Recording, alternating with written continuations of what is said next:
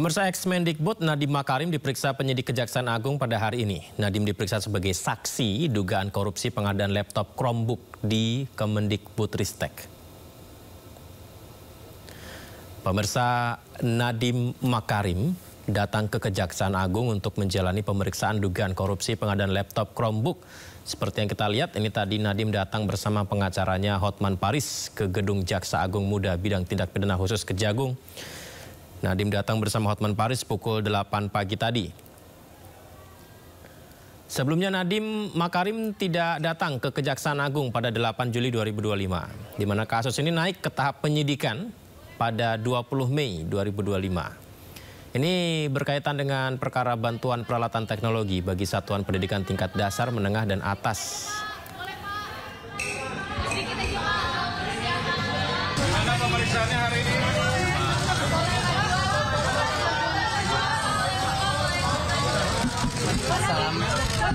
Assalamualaikum warahmatullahi wabarakatuh. Saya baru saja selesai panggilan kedua saya. Dan saya ingin berterima kasih sebesar-besarnya kepada pihak kejaksaan karena memberikan saya kesempatan untuk memberikan penerangan terhadap kasus ini. Terima kasih sekali lagi untuk teman-teman media. Izinkan saya kembali ke keluarga saya. Terima kasih.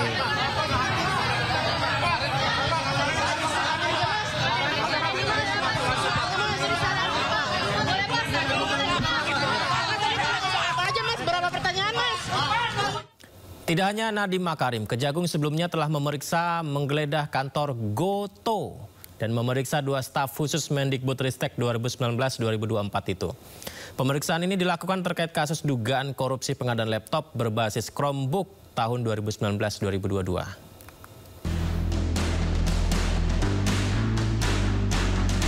Kejaksaan Agung pertengahan Juli menggeledah kantor Goto di Jakarta Selatan terkait kasus dugaan korupsi pengadaan laptop yang menjerat mantan Mendikbudristek Nadiem Makarim. Goto adalah perusahaan ekosistem digital berbasis teknologi gabungan antara Gojek milik Nadiem Makarim dan Tokopedia.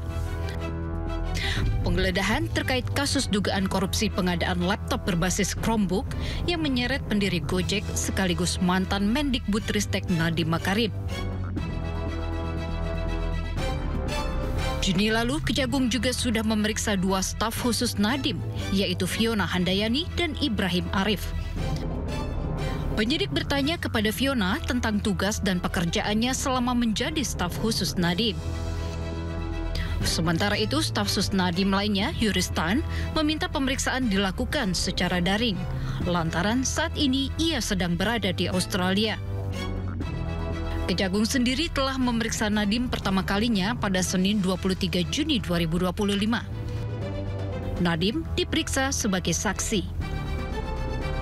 Nadiem kembali diperiksa pada Selasa 15 Juli 2025.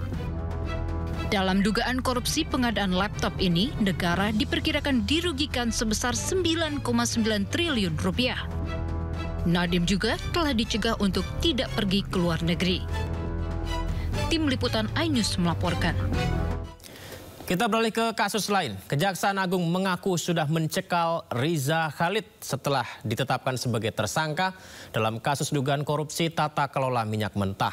Namun Kejagung belum bisa menetapkan saudagar minyak itu sebagai DPO dan melakukan permintaan ekstradisi.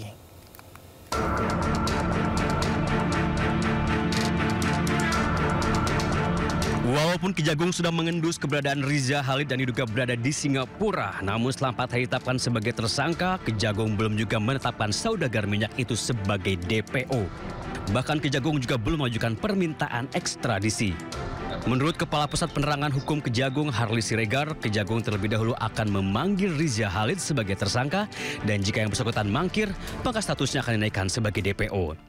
Karena statusnya sudah tersangka, maka langkah awal yang harus dilakukan oleh penyidik adalah melakukan pemanggilan terhadap yang bersangkutan. Kalau yang bersangkutan tidak memenuhi panggilan, nah baru dilakukan langkah-langkah hukum selanjutnya. Jadi tidak bisa serta-merta misalnya dinyatakan DPO ya, atau melakukan permintaan ekstradisi ya. Padahal yang bersangkutan dalam status sebagai tersangka belum dipanggil.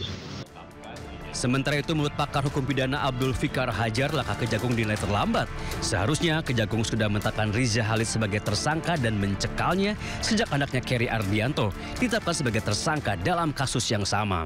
Kejaksaan terlambat menetapkan Riza Khalid sebagai tersangka, ya, dan mencekalnya, terutama ketika Kejaksaan menangani perkara yang dilakukan oleh anaknya. Seharusnya Kejaksaan punya insting yang kuat gitu, karena perusahaan yang digunakan oleh anaknya Riza Khalid itu juga perusahaannya Riza Khalid.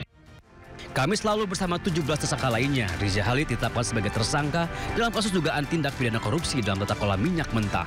Namun hingga kini Kejagung belum bisa menangkap Riza Khalid karena diduga sudah berada di luar negeri. Tim Liputan iNews melaporkan.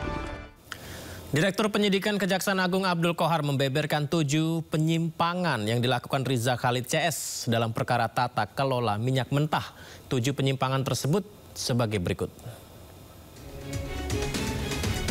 Pertama, penyimpangan dalam perencanaan dan pengadaan ekspor minyak mentah.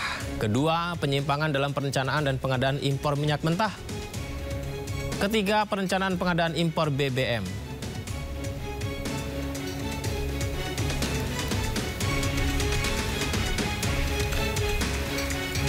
Ya, selain perencanaan ekspor dan impor minyak mentah yang diduga penyimpangan, keempat juga penyimpangan dalam sewa kapal. Kelima, penyimpangan dalam sewa terminal BBM PT OTM.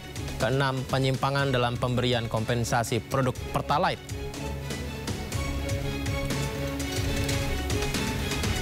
Ketujuh, penyimpangan dalam penjualan solar non-subsidi kepada pihak swasta dan pihak BUMN yang dijual di bawah harga pasar.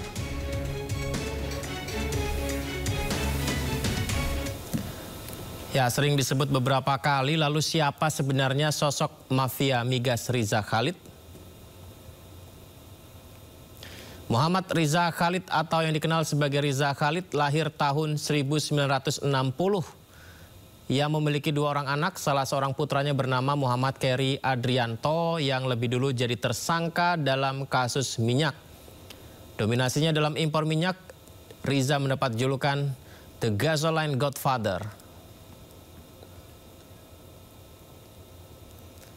Sebagai seorang pengusaha, Riza memiliki sejumlah bisnis di berbagai sektor, mulai dari retail mode, perkebunan kelapa sawit, industri minuman, hingga perdagangan minyak bumi. Sementara di dunia perminyakan, Riza memiliki sejumlah perusahaan yang beroperasi di Singapura, seperti Supreme Energy, Paramount Petroleum, Straits Oil, dan Cosmic Petroleum.